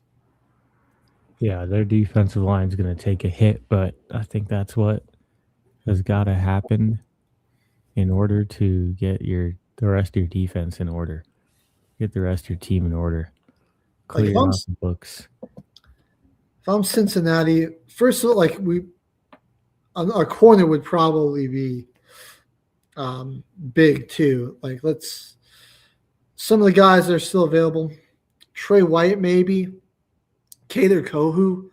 I really like him. That would be somebody good to pick up. You've got Jason Pinnock, Roger McCreary. Those guys are both 26. Rasul Douglas, again, a little bit on the older side. Same with like Trayvon Diggs and Marshawn Lattimore, but couldn't hurt to have some of that. Have a vet in the secondary like that they're still solid players and all that. So some guys that they could potentially target, and then maybe get 1 more edge rusher, and then you're at pick number 10. So let's see here. Maybe you get I know he hasn't been super productive the past 2 years, but just to kind of be part of your rotation, Son Reddick. Bring him in, draft another edge rusher. There's Dante Fowler Jr. AJ Epinesa wouldn't be a horrible pickup. Derek Barnett's free there. So there's some options that I don't think would be too expensive for Cincinnati to help show up that pass rush just a bit. I mean, obviously, you've got Burrow, Higgins, and Chase on the other side of the ball, so you're good there. You just got to worry about protecting those guys. What's the other Ohio team doing now? The Cleveland Browns. We've got them just bringing in offensive linemen, really, because their entire O-line was like set to become free agents. Didn't they get one of the Chargers' worst offensive linemen? Let's see. They traded for Titus Howard with the Texans for a fifth. Him. Okay. I guess they see some upside potential because he's young and he's a pretty good run blocker, but yeah, he definitely struggled this year pass protection. Pass blocking. There's literally he just like did not understand stunts. In the AFC Championship game, his spatial awareness was so off. Like he has Jason lined up directly on him at the 4, in front of him at the tackle. When he immediately at the snap of the ball takes up that space in between the two linemen, and there is just an empty void of green space to his right, and he doesn't even look in that direction. There had to have been a guy coming around in that area. You know, here comes unblocked defensive back on a corner blitz and gets Justin Herbert murdered in the, not in the AFC Championship, the divisional round of the AFC. Oh, yeah. It's like they I guess they're seeing some upside because he's pretty solid in the run game. Like he can move some people in the run. Not saying he's a completely useless offensive lineman. It's just they got to work on pass protection. He's got a lot of work with pass pro, but I mean, they needed something. Their entire offensive line was set to become free agents. They did re-sign Tevin Jenkins. They bring in Zion Johnson and Elgington Jenkins as well for their line. And then they also, on the defensive side of the ball, get Quincy Williams. So very meh free agency from Cleveland. That's very underwhelming. Like they're just desperately trying to like preserve their offensive line and just rebuild the team in general. But another team in the North who I think's made a lot of big splash plays. I like Steelers they're cooking with something here, man. So first of all, they extend Cam Hayward. They re-sign Cole Holcomb, Asante Samuel Jr., and then they go ahead and trade for Michael Pittman. So they do a late round pick swap, sign him to a new 3-year deal. They go and pick up Rico Dowdle for a 2-year deal. They bring in Jamel Dean, who was like a top 10 corner last year in Tampa Bay, on top of re-signing Asante Samuel Jr. And then they also get Darnell Savage. So get somebody back there with Jalen Ramsey. You've got, Dean, Joey Porter, Asante Samuel, kind of as your corners there. They got some good. So do they run it back with Aaron Rodgers? Like, what's the quarterback stitch going to look like? How are they going to lose in the divisional round still? I like some of these moves. You got DK Michael Pittman there. They lost some pieces, but they kind of added back to what is going to solve the issues from last year. Like Kenneth Gainwell was really good for them, but he wasn't their running back. And it kind of made Jalen Warren just 100% useless last year because their most successful running plays were with Kenneth Gainwell. It's like, just start fresh there. Get Rico. He can run between the tackles. 2 big body receivers now. Getting some guys to protect him. Getting a good group of corners, like you were saying. Just figure out who's throwing the damn ball. Figure out who's throwing the football. Looks like they feel like they have a little bit of a window still left to compete with Aaron Rodgers, though, because I feel like they would have made a move on somebody in the offseason, or at least tried to make a trade. Well, I mean, you also have to think, like, who's Kyler Murray is getting released. Yeah. So let's see who is all officially out there. Like Rodgers, Russell Wilson is way too old.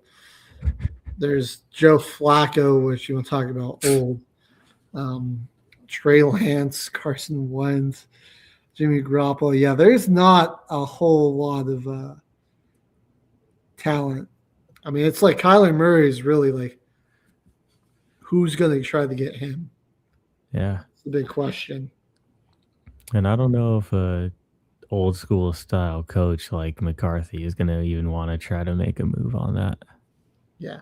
I think Minnesota makes the most sense because they've got too good of a roster to bank it right now on a quarterback that is struggling mightily. Like two young QBs that have not shown a ton of upside. One of them who's insanely injury prone. Like, I just think you gotta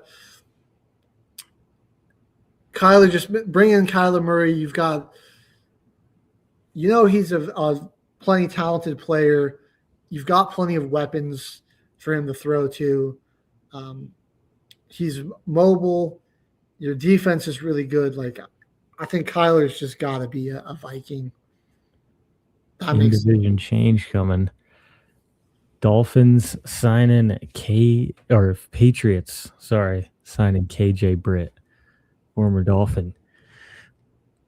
New linebacker headed over to Foxborough now. Nice. Patriots have done some nice moves. They brought in Romeo Doubs. They got Draymond Jones. They've poached Reggie Gilliam from the Bills. They brought in Elijah Vera Tucker. So only those four moves. Now they brought in KJ Britt. That's pretty good. The Jets have also been busy. They brought back Geno Smith, which is crazy, but they've really just gone all in on defense. DeMario Davis, Nashawn Wright, Dane Belton. They trade for Minkah Fitzpatrick on the defensive line. David Onyemata, Joseph Asai, Kingsley Enagbare, franchise tag Breece Hall. So they've been busy. And the Dolphins, besides bringing in Malik Willis, have really not done anything. And then the Bills, I guess, they traded for DJ Moore, but that's kind of been it for them. That was our recap of the East. I'm also going to speed run the NFC West, and then we do got to get out of here. Our time has come up. Cardinals have made some moves. Kendrick Bourne, Tyler Algier, LJ Collier. They brought in re-signed Chad Ryland. Brought in Gardner Minshew, Isaac Samola, and Matt Pryor on the offensive line. The Rams re-signing Quessenberry, trading for Trent McDuffie, re-sign Cameron Kroll, pick up Jalen Watson, re-sign Tyler Higbee. Mike Evans is on the Bucs. That was massive. We didn't give a whole lot of time to talk about that. That's the 49ers' big move. And then Seattle's been relatively quiet, just re-signing Josh Jobs and Rashid Shaheed. All right, everyone, we do have to sign off. It is past 10:01. But that was our NFL free agency recap. Make sure you tune in next Tuesday for our March Madness bracket selection show here on Military Broadcast Radio. Till then, K-Man HG signing off. Life is like a duck. Tough times don't last, but tough people do. Here at Military Broadcast Radio, we're teaming up with our friends at Die Tired, the veteran-friendly music band spreading strength, resilience, and mental health awareness one shirt at a time. And check this out. Their brand new shirts feature broadcast beaker right on the breast pocket. A reminder that you can weather the storm, and you're never alone. Shirts are only $25, and proceeds support giving veterans a voice. MBR's mission to teach veterans how to podcast and videocast. Because when our vets are talking, they're not overthinking. They're not second-guessing. Together, we stop the 22 stigma. Grab your shirt today at mbradio.us and hit the shop. Or go directly to toramerch.printavo.com/merch/dietiredband. That's toramerch.printavo.com/merch/dietiredband. Suit up, stand strong. Remember, we're unduckable together. You're built tougher than the storm. Ladies and gentlemen, thank you for tuning in to Military Broadcast Radio. As we wrap up today's show, we want to remind you that the podcast of today's episode will be available right after we go off the air. So if you missed any part of the show or want to listen again, be sure to check it out. And remember, we're here to support and honor our veterans. Your stories and experiences matter, and we are committed to giving you a platform to share them. That's right. We're here to give our veterans a voice. So don't forget to catch the podcast and stay connected with us. Giving our veterans a voice.